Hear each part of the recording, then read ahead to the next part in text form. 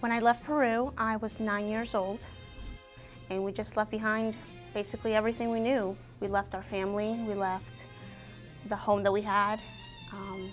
My brother, being older, he left a lot of friends, a lot of the relationships he had built and the connections he might have had. For me, I feel like I just left memories of being a kid living there. The business my parents had wasn't really going very well. My dad had a job, but it didn't pay much. So we knew that we were gonna have to make changes in our lives. And since we had family living in Virginia, my mom called my aunt up and said, "We need help. Do you think moving there is an option?" And my aunt said, "Come on over."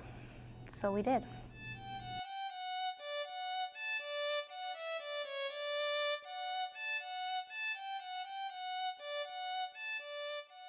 My first summer in Fairfax was fun. I didn't really speak English a lot. Where my cousin lived, she lived in a basement of a house where she used to work at. She used to take care of the two little girls that lived upstairs, Catherine and Sarah. They were 2 years and 1 year younger than I. So the three of us used to play together.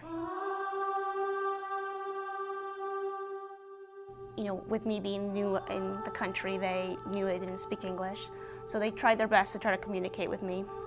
And since I loved Barbies a lot, and they had a lot of Barbies as well, we used to just go down to the basement and play Barbies together. So when little girls play Barbies, there's always a story. You know, Barbie's doing this, Barbie's doing that. They're talking with each other. Barbies are having a conversation. What dress are you going to wear to the ball?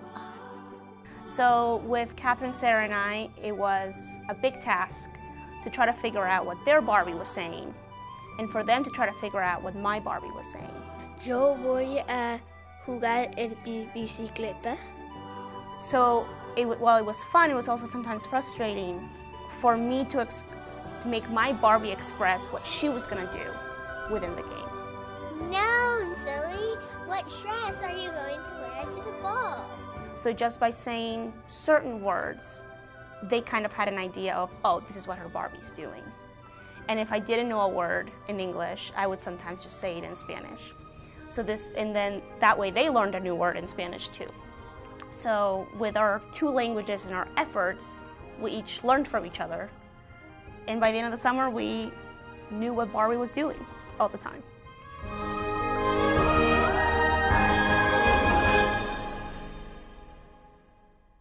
At summer camp, I was treated like any other kid. I was not the girl that did not speak English. I was Maria. So that was good and bad, because I did not always understand what was going on. With Catherine, since we were the same age, in the same age group, they put us together in the same age group at camp. But during the summer, I turned 10, and that put me into a different group. So while I had my comfort in my buddy, my support system with Catherine in the beginning of the summer, or the first week of camp, I didn't have that later on in the summer. So that was very hard. I found this little girl at summer camp that spoke Spanish, who was in the new group I had joined once I turned 10. And I kind of clung on to her and said, I have to be friends with this kid because she's gonna have to help me. And she did. She was very helpful and never enabling me or doing things for me, but explaining things to me. If I didn't understand something, she would translate it. And after that, I knew that when the teacher said that sound or those words, that I knew what to do. So that was definitely a huge learning experience for me of, again, being immersed with a lot of children my age, mostly, and having to communicate with them and communicate with the camp director and the camp counselors. So that was more of an immersion for me than anything else, in a way for me to learn English. And my mom definitely appreciated that because she was afraid of how things were gonna go come September when I started school. My theory is that being an ELL student is like being in Charlie Brown. She said my name. Did you hear that? Did you hear how she said my name? They're looking at you, they're trying to say things to you that you're supposed to know, you're supposed to understand, and you just have no clue because it's just this noise that you hear coming out of their mouth. Of course she said your name. She was calling the roll. But it's more than that. I feel that Miss Othmore really likes me. Don't be ridiculous. To her, you're just another student. On the contrary, I have the feeling I'm somebody special. Wah, wah, wah. You have no idea what she's trying to say to you.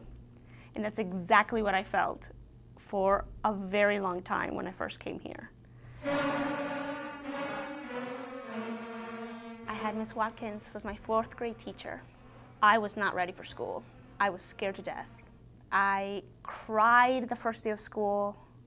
I cried the entire first week of school because I did not want to go. And I love school. I always wanted to go to school. But it was just the fear of, I'm going to be in this place for 8 hours every day till June, and what am I going to do? So I went to the open house before school started to meet Miss Watkins, and my mom came with me, and she from the get-go knew this kid does not speak a lot of English. So she was very welcoming, and I think that having met her before even the first day of school came was very, very helpful.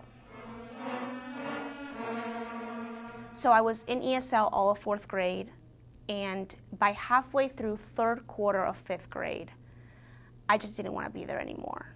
I just felt that the work I was doing was boring. It just wasn't challenging me in any way. And my mom was worried that with me being bored in class, I was going to start becoming a discipline issue.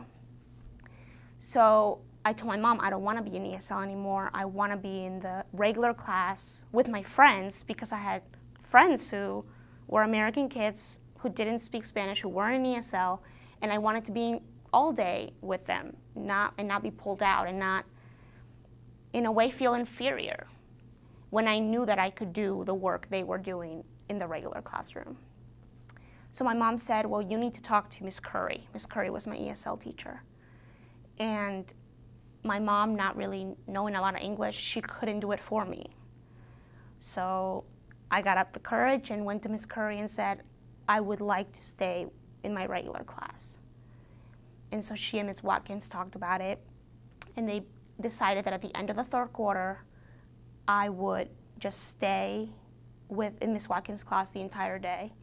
So I agreed. I thought, good deal. But then I knew that I had to work my butt off to do well and not to be pulled out anymore. And I never went back to ESL after that.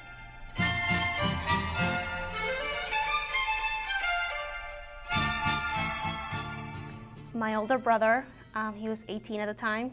He was, I don't know if he wanted to help me, but I think my mom made him help me with my homework. Then Miss Watkins, we had homework every night, and I was expected to do it, just like every other child in the class. So we were learning geography, and he was trying to teach me latitude, longitude, different terms. And he was helping me in Spanish. But I had a quiz the next day in English. So I just started to cry and got frustrated, and I said, I cannot learn this in Spanish because it's not going to do me any good, because my quiz tomorrow is in English. And it really hit my brother and made him realize I have to help her in English. So from then on, whenever I had an assignment I didn't know how to do, he would help me in English. Even if he was doing the basic explanation in Spanish, when he used the vocab words or the big concepts, he would use English. Any child, regardless of where they live, goes through a bit of a hard time being accepted. But I think it's harder for a child who does not know how to express those feelings because of a language barrier. For me, I feel that I had a lot of support. And in my early years of elementary school, 4th and 5th grade, when I had Miss Watkins, I think that really solidified for me what a good supportive teacher does and is. And as I grew older and learned English better and felt more comfortable with just speaking it and doing things, I realized the importance that she had early on in my life of helping me, not treating me differently because I could not understand, and always finding a way to help me understand, whether it was to get the help of another student or to just use the simplest words that she knew, that I knew, to explain something. So I always felt accepted, even though I couldn't communicate my fears to my teacher. But I think she knew my fears. I think just the big eyes, scared look on my face could just tell. I think for ELL students, I think having patience is the key. I remember Ms. Watkins always spoke slower to me, at first especially. Never used big words. Try to simplify things for me if I had a question. She never laughed if I said something funny, that sounded funny, or said something wrong. And I think that that's what helped me get through that fear that everybody has. Patience, and I think, yeah, patience, number one thing.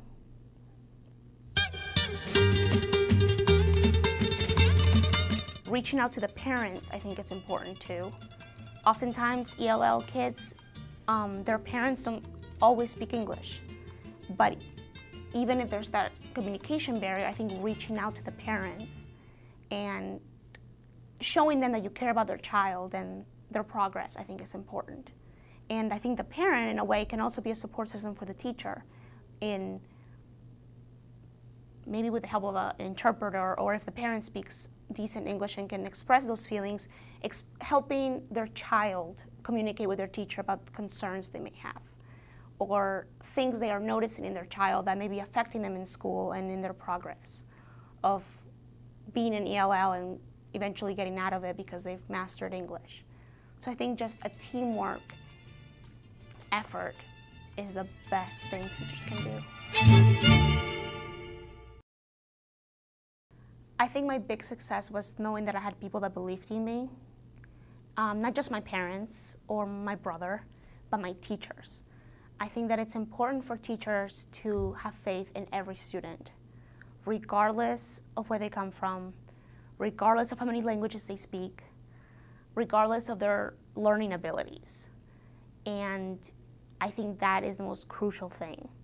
And for me, it was knowing that if I did this, I got to stay.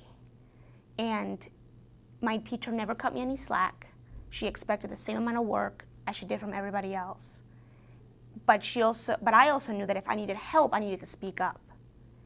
And I wasn't afraid of that because I knew that they were supportive one way or the other. So I think just having faith in your students is the number one thing that teachers should know.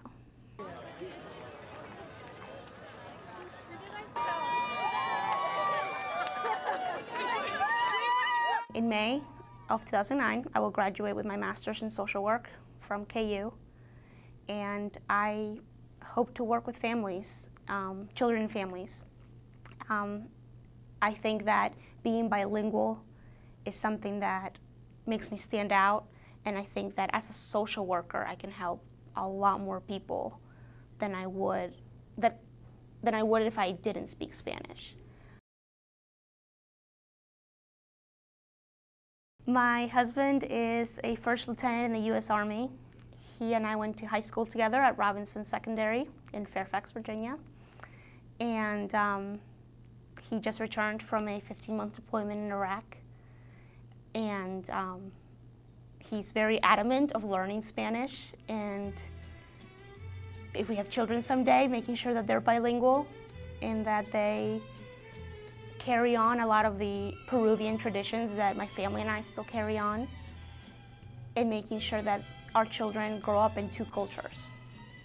I'm very happy that he sees the benefit of growing up with two cultures and being immersed in two cultures, but also knowing two languages and the benefit that, especially now in our society, the benefit that that has.